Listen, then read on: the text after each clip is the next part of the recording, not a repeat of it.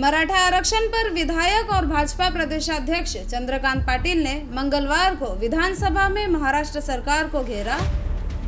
उद्धव सरकार को घेरते हुए चंद्रकांत पाटिल ने कहा, राज्य में मराठा समाज परेशान है, लेकिन राज्यपाल के अभिभाषण में इसका उल्लेख तक नहीं हुआ। ठाकरे सरकार के कार्यकाल में मराठा समाज असमंजस में है। इस सरकार के कुछ मंत्री ओबीसी समाज को असुरक्षित महसूस कराने की कोशिश में जद्दोजहद कर रहे हैं। उच्च न्यायालय से स्थगिति मिलने के बाद सरकार ने क्या किया, इसकी सच्चाई जनता के सामने आनी चाहिए।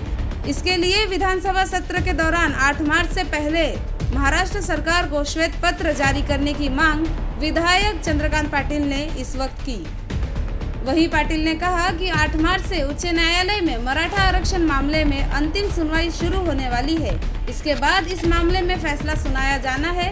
इस बारे में सरकार क्या कर रही है, उच्च न्यायालय में अब तक कितनी सुनवाई हुई है, कितनी तारीखें हुई है, किस वकील ने सरकार का पक्ष रखा, वकील में समन्वय था क्या, मुंबई से कोई मंत्री या एडवोकेट जनरल दिल्ली सुनवाई के लिए जाते थे क्या, इन सभी विषयों की जानकारी देने वाली श्वेत पत्रिका सरकार को जारी करनी चाहिए।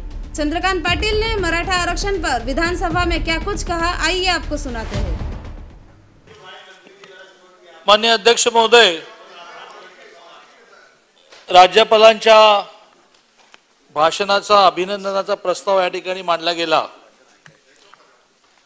आणि स्वाभाविकपणे राज्यामध्ये काय काय केलं याची पाठ थोपटून घेण्याचा प्रयत्न झाला। परंतु संपूर्ण राज्यपालांच्या भाषणामध्ये जसं विरोधी पक्षनेते देवेंद्रजींनी उल्लेख केला की संभाजीनगर औरंगाबाद या विषयाचा उल्लेख नाही, तसं संपूर्ण महाराष्ट्रातला मराठा समाज ओबीसी समाज अस्वस्थ होईल की मराठा आरक्षण आणि मराठा आरक्षणाच्या निमित्ताने ओबीसी समाजाला असुरक्षित करण्याचा जो प्रयत्न चाललेला आहे, भासवण्याचा प्रयत्न चाललेला आहे की हे मराठा आरक्षण ओबीसी मध्ये घुसणार आहे, याचा साधा उल्लेख सुद्धा या संपूर्ण राज्यपालांच्या भाषणामध्ये नाही। ही मोठी चिंतेची गोष्ट आहे।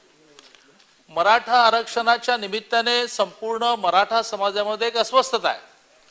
8 तारखेपासून सुप्रीम कोर्टामध्ये शेवटची सुनावणी व्हायची आहे, आता याच्यानंतर सुनावणी नाही आणि त्या सुनावणीमधून 8 ते 20 असं शेड्यूल आलंय। त्या शेड्यूल मध्ये त्याचा निर्णय लागायचा आहे, परंतु या विषयावर सरकार काय करते आहे? माझी तर मागणी माननीय अध्यक्ष महोदय आहे की या अधिवेशनामध्ये 8 तारखेच्या आधी मराठा आरक्षण या विषयावर एक श्वेतपत्रिका सरकारने काढली पाहिजे की ज्या दिवशी आरक्षणावर स्थगिती आली सुप्रीम कोर्टामध्ये तेव्हापासून आजपर्यंत नेमकं सरकारने काय केलं, किती तारखा चालल्या, त्याला कोण वकील लावले, त्यांच्यामध्ये समन्वय होता का, त्यांना इन्स्ट्रक्शन नीट गेल्या का, मुंबईतून कोणी मंत्री किंवा ॲडव्होकेट जनरल दिल्लीमध्ये जातात का, त्यांच्याबरोबर बसून मुद्द्यांची चर्चा करतात का, असे सगळ्या विषयांची एकदा श्वेतपत्रिका काढा। त्या दरम्यान जे निर्णय बदलले गेले, मराठा आरक्षणावर तर स्थगिती आली आणि मग मध्येच एका अधिकाऱ्याने सुप्रीम कोर्टामध्ये एक अर्ज दाखल केला की एमपीएससीच्या ज्या पाईपलाईन मध्ये होत्या, जे स्टे मिळण्याच्या आधी जाहिराती निघाल्या, स्टे मिळण्याच्या आधी ज्याच्या परीक्षा झाल्या, या विषयावर नेमकी आम्हाला मार्गदर्शन करावं। कशासाठी मार्गदर्शन पाहिजे? क्लिअर आहे की स्टेच्या आधी जी जी प्रक्रिया पूर्ण होते, मग ती ऍडमिशनची प्रक्रिया असेल किंवा ती नोकऱ्यांची प्रक्रिया असेल, ती कंटिन्यूस करायला पाहिजे। म्हणजे तुम्ही त्याचा फेवरेबल अर्थ गृहीत धरून करणार का जाणार? मग त्याच्यावर मोठी रागवारागी झाली की अधिकाऱ्याला कोणी सुचवलं तर जायला वगैरे वगैरे, अजितदादाही रागावले, मुख्यमंत्री रागावले। परंतु ह्या सगळ्या घटना ज्या घडल्या, मग आता आर्थिक मागासांचं जे आरक्षण आहे त्याच्यामधून मराठा समाजाला आधी परवानगी नव्हती, कारण आर्थिक मागासांच्या आरक्षणाचा नियम असा आहे की ज्यांना कुठलं ना कुठलं जातीचं आरक्षण आहे त्याला परवानगी नाही। पण आता हे एकदम लटकले मराठा समाजाचे सगळे तरुण तरुणी की त्यांना मराठा समाजाचं दिलेलं आरक्षणही गेलं आणि मराठा समाजाचं आरक्षण असल्यामुळे, जातीचं आरक्षण असल्यामुळे त्यांना आर्थिक मागासमध्ये अप्लाय करायला परवानगी नव्हती। या विषयाचा घोळ अजून चाललेला आहे की यांना आर्थिक मागासलेलं आरक्षण जे आहे 10% वालं, त्याच्यामध्ये ऍप्लिकेशन करायला परवानगी आहे का? मग पूर्वी त्यांना मराठा मागास नावाचं जे सर्टिफिकेट मिळालं ते आता रद्द होऊन मग आर्थिक मागासाचं मिळणार आहे का? म्हणून असं वाटतं की एकदा सलग सुप्रीम कोर्टामध्ये मराठा आरक्षणाला स्थगिती मिळाल्यानंतर सरकारने काय केलं, कोर्टात काय कामकाज चाललं, या सगळ्या विषयाची श्वेतपत्रिका घोषित केली पाहिजे। आणि सगळ्यात दुःख मी या निमित्ताने व्यक्त करतो की राज्यपालांच्या अभिभाषणात एक ओळीचा उल्लेख नाही।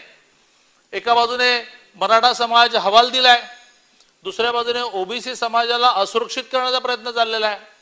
कायद्यामध्ये माननीय मुख्यमंत्री त्यावेळेचे देवेंद्र फडणवीसांनी हा पॅराग्राफ टाकला की ह्या आरक्षणाचा ओबीसी आरक्षणावर परिणाम होणार नाही, तरी सुद्धा सरकारमध्ये असणारे मंत्री प्रवास करतायत, रिसोर्सेस पुरवतायत, मोठमोठे मेळावे करतायत आणि ओबीसी समाजाला भडकवण्याचा प्रयत्न करतायत। ज्याची घटना आपण स्वीकारली, ज्या घटनेची शपथ घेऊन आपण मंत्रिपदाची शपथ घेतली, हातामध्ये घटना घेऊन पहिले आमदारकीची घेतली, मग मंत्रिपदाची घेतली, त्याच्यामध्ये अशा प्रकारचा जातीय विद्वेष आहे का?